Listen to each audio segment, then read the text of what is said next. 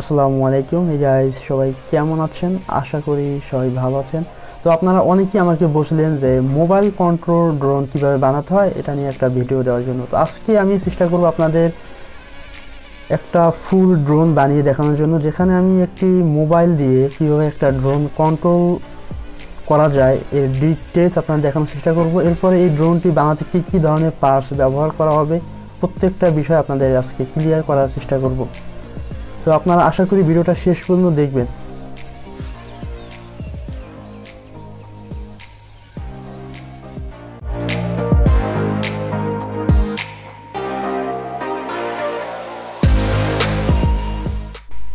ড্রোনটি বানানোর জন্য আমরা 10 মিলিমিটারের 4টা কোরলেস মোটর ব্যবহার করব।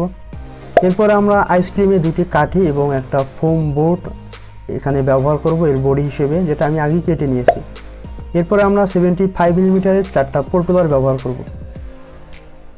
এরপরে আমি একটা 2.4 গিগাহার্টজ রিসিভার প্লাস একটা ফ্ল্যাট কন্ট্রোলার ব্যবহার করব অ্যান্ড একটা ওয়াইফাই রিসিভার, যেটি আমাদের মোবাইলের ওয়াইফাই সিগন্যালকে কন্ট্রোল করার জন্য আমরা ব্যবহার করব।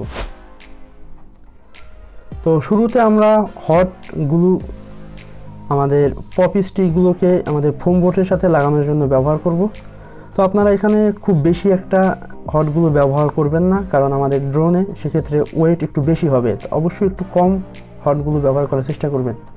এরপরে আমি 4টা কোরলেস মোটর আমাদের আইসক্রিমের কাঠির 4 মাথায় লাগিয়ে নিব। তো আমি এখানে হিটশিং টিউব ব্যবহার করেছি। আপনারা যদি একটু লক্ষ্য করেন, গ্রিন কালারের যেগুলো দেখা যাচ্ছে ওগুলো হলো হিটশিং, যেটা আমাদের মোটরগুলোকে খুবই শক্তভাবে আমাদের ড্রোনের ফ্রেমের সাথে আটকিয়ে রাখবে।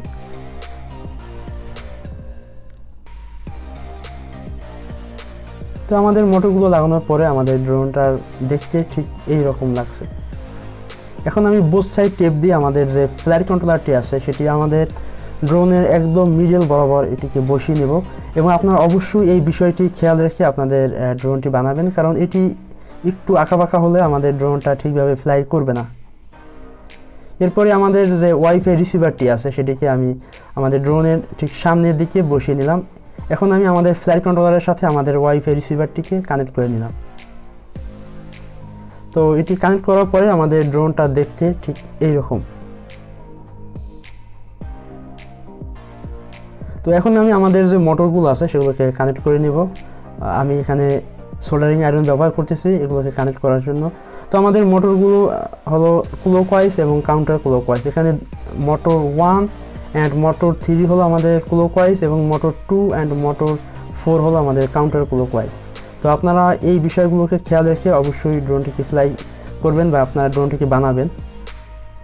তো এখন আমি আমাদের মোটর 1-এর সাথে আমাদের প্রপেলার লাগিয়ে নিলাম, যেটি ঘুরবে ক্লকওয়াইজ, এবং আমি মোটর 2-এর সাথে প্রপেলার লাগিয়ে নিলাম, এটি ঘুরবে কাউন্টার ক্লকওয়াইজ।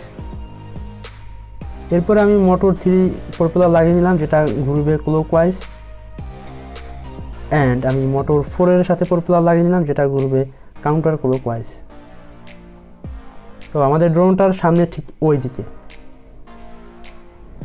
তো আমি এখানে সকল রোটেশন দিয়ে দিচ্ছি, আপনারা দেখলে ক্লিয়ার হবে।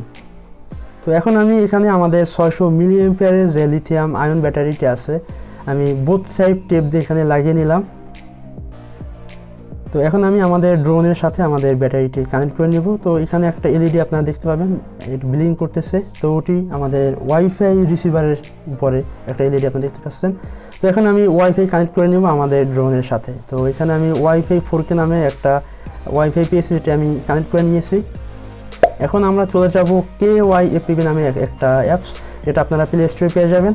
অ্যান্ড দেন আপনারা সেটিকে ইনস্টল করে ওপেন করবেন এবং এখানে দেখবেন একটা অফ বাটন রয়েছে, যেটিকে আমি অন করে দিলাম। এখন আমাদের ড্রোন রেডি টু ফ্লাই। তো চলুন আমরা দেখে নিই আমাদের ড্রোনটা কীভাবে ফ্লাই করে। তো আমাদের ড্রোনটা এখন আমরা ফ্লাই করতেছি। তো আপনাদের যদি ভিডিওটি ভালো লাগে অবশ্যই একটা লাইক দেবেন অ্যান্ড কমেন্ট করে জানাবেন ভিডিওটি কেমন লাগলো। অ্যান্ড আমাদের আগের অনেকগুলো ভিডিও রয়েছে ঠিক এই রিলেটেড, আপনারা চাইলে সেই ভিডিওগুলোকে দেখে আসতে পারেন এবং আমরা কিভাবে এই ড্রোনগুলো অ্যাসেম্বলি করি, কীভাবে এগুলো নিয়ে আমরা কাজ করি, প্রত্যেকটা ভিডিও আপনারা সেখানে পাবেন। সো আজকে এই পর্যন্তই, দেখা হবে পরবর্তী ভিডিওতে। বাই।